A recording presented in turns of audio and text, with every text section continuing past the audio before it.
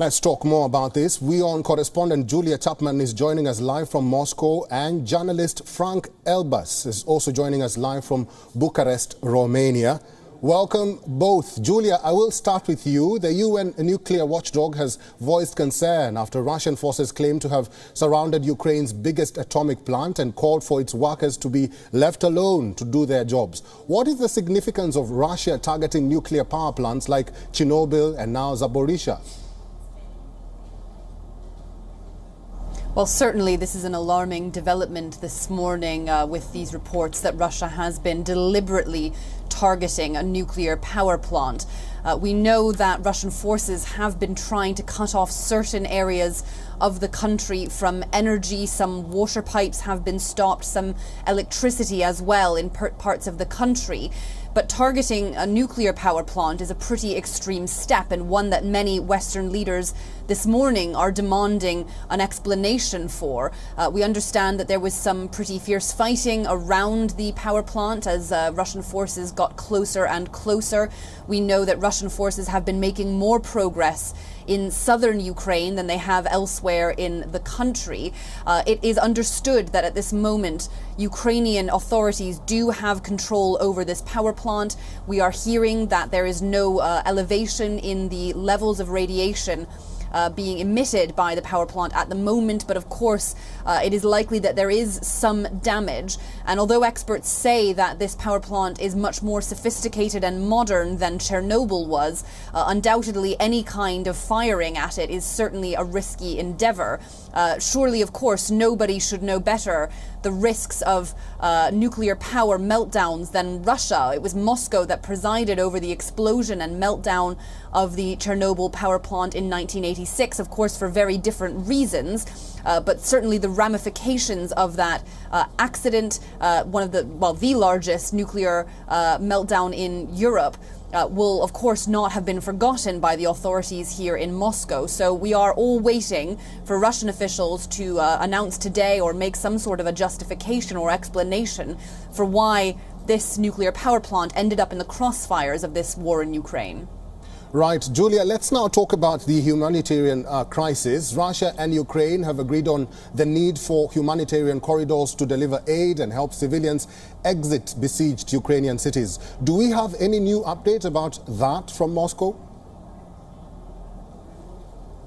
We don't know what the nature of this humanitarian corridor will be. We understand that after the negotiations last night, the Ukrainian and Russian delegation reached an understanding on a humanitarian corridor. That was the phrasing that they published. We don't yet know exactly what has been agreed. We understand it will have some access for medicine and food to be delivered to areas of Ukraine where there is the worst fighting going on. But we don't know which ones have been identified and how those humanitarian corridors will be ensured. Of course, it is a step in the right direction. Any kind of humanitarian efforts are indeed being welcomed, but the authorities in Kiev have said that the talks were not entirely satisfactory. They didn't quite yield the results that they had been hoping for, but undoubtedly a better outcome than the talks we saw earlier in the week, where both sides walked away without any concrete outcomes. Julia, the United Nations estimates that 12 million people inside Ukraine will need relief and protection. This would mean that a total of 16 million people will need humanitarian assistance. Maybe, Julia, you can start by briefly highlighting the severity of this current crisis and how countries in the European bloc are responding to it. Well, we are seeing quite an outpouring of support from European countries. Many of them have already taken in hundreds of thousands of people fleeing from Ukraine, refugees trying to avoid the fighting. None more, I believe, than Poland, which has taken in hundreds of thousands of people already. Certainly, there will continue to be an outflow of people seeking protection, desperate to get away from the fighting, worried about their safety and their futures. And we are also seeing a pretty unprecedented response from countries saying that they will waive visa requirements for up to 3 years for any Ukrainians fleeing the conflict. Many critics have pointed out that, of course, this is a very welcome move, but it's not exactly a universal one, because European countries have not been quite so generous to those fleeing conflicts in Africa or the Middle East. but certainly a very welcome suggestion that it will be easier for Ukrainians fleeing this war to get help, to get a certain place of shelter, and to be able to live their lives to the extent that they can get on with them once they have left the country. But we are seeing a pretty unprecedented humanitarian crisis unfolding now in Europe. There will undoubtedly be many more millions of people who are forced to leave their homes as this very brutal war, already now only in its second week, is continuing fully fledged from the Russian offensive. Live from Moscow, thank you very much, Julia Chapman, for your insights. Frank, thank you for staying on and welcome to WION. Frank, what can you tell us about the refugee situation at the border? What measures have been implemented by the Romanian government to handle the influx? Good afternoon. I'm actually joining you from Chisinau, Moldova, which is 150 kilometers from Odessa. And I've been traveling around across the border from the very western part of the southern border of Ukraine to the very eastern part over the past 8 days since the invasion started on Thursday morning local time. And it is truly amazing what's been happening. The people are fleeing war, obviously, and people are crossing borders, have been crossing borders continuously, but there's been an amazing support behind the borders by Romanians, by Moldovans on this side of the border of Ukraine. And so the waves are coming more and more because the fighting moves and people have to find ways to get out of Ukraine safely. There's a number of border crossings. And what is really important to mention is that, yes, Poland has had many, many thousands, hundreds of thousands of refugees that have managed to get to the border.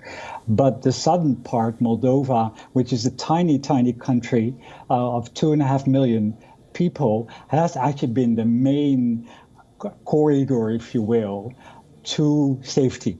Right. And that is something that is not highlighted enough because Moldova, a country of 2.5 million, has actually, after Poland, have to deal with bringing people to safety across the border inside the country for the past week in numbers that are now above 150,000. Right. And thank you very much for highlighting that, Frank. We have seen reports and claims of discrimination and even segregation at the Polish-Ukrainian border. What would you say about the Romania and now Moldova checkposts? That's a very good question. I've actually seen people. I have been at these border crossings throughout the week, and I've heard many stories. I've seen, for example, a very large number of students, Indian students that are studying medicine, for example, in Ukraine. And they were welcomed just as much as any other person that managed to cross the border. That was just one example. You have to imagine or to keep in mind that people that are crossing are a huge variety of nationalities. For example, in Odessa, which is very much on the eastern part of the border with Romania, next to the Black Sea, is a very, very diverse city of millions. And so what I've seen for just the past 2 days here in Moldova is that there are Indians crossing, there are people from Azerbaijan, there are Poles, a lot of Ukrainians, of course. Right. And they are all welcomed in the same way. Okay, thank you very much, Frank Elbas, for talking to us and for talking to WION today. WION is now available in your country. Download the app now and get all the news on the move.